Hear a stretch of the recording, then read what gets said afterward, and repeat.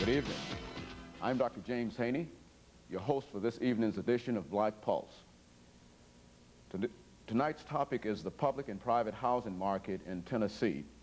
And with me this evening are two special guests, Mr. TLawrence, who is the Executive Director of the Tennessee Housing Development Agency, who will talk to us about public housing, and Mrs. DDumas, who is the President of DDumas Realty, who will speak to private housing and minority housing in the Nashville area.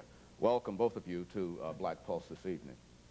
Ms. Dumas, if we look throughout the city of Nashville, we find that there's quite a bit of construction activity going on. Indeed, I think we might say that we're in a real estate boom in this community. But now, is that a general boom? Does that simply apply to all areas, all groups a part of that boom? In short, exactly what impact has this had upon black housing or minority housing in the city? We are in a boom period, Dr. Haney. It has had an impact upon minority housing. The percentage of blacks being able to buy has increased greatly. Interest rates are a lot lower. When you take that and look at the total picture, though, things are a little bit different in that you do not have as many blacks or minorities being able to move as readily or as easily throughout the Nashville market.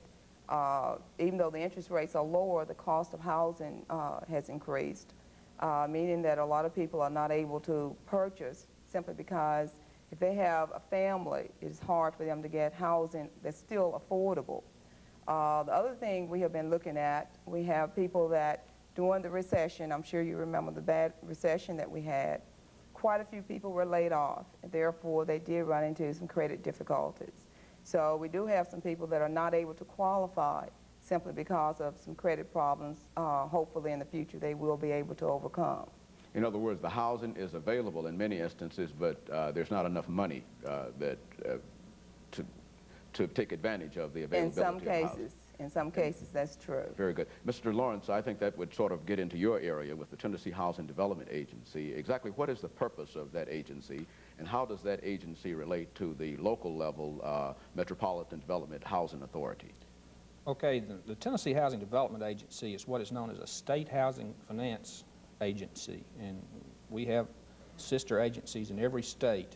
Our purpose is to provide mortgage financing for single-family and multifamily housing primarily.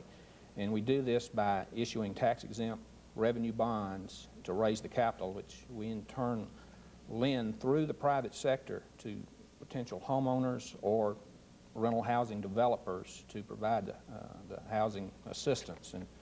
And our relationship to Metropolitan Development Housing Agency is that they are primarily what is known as a public housing agency. They are an adjunct to the Department of Housing and Urban Development, which is a federal agency, to provide construction and management of public housing for low-income citizens.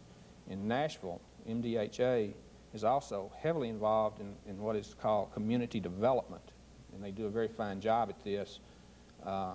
In examples are the Convention Center, Riverfront Park, the redevelopment of really downtown Nashville, Church Street, and that is their primary role, whereas we are primarily a housing finance organization to provide housing opportunities for low and moderate income citizens. So your operation is primarily on the state level, dealing primarily with the financing of That's correct. Homes. Right. Now, in reference to what Ms. Dumas has just said about the availability of funds, is there any method whereby more funds might be made available for people who might be interested in purchasing homes? Right. And that is really our main purpose. And the largest program of the agency is the single-family mortgage finance program. And in the 13 years we've been in existence, we've provided approximately $1 billion in financing for home ownership, of which this is about 30,000 loans. And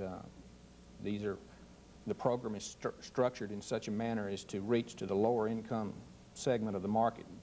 We have very restrictive sales price guidelines and income guidelines to try to reach the lower end of the market. And our average sales price statewide on a home is about $42,000, and the average family income is slightly over $19,000 to a family of 3. So we feel like we do a pretty good job of reaching that end of the market, and under federal regulations we can provide about $200 million a year. And so there has been an increase in your agency in terms of making more loans available. Right. This basically increases the opportunity for first-time home ownership to lower-income families. Well, now, what are some of the qualifications for a loan under the Tennessee Housing Development Agency, Mr. Lawrence? Okay, in Davidson County, we have a sales price limit on a new home of $60,500. If it's on an existing home, it's $57,300.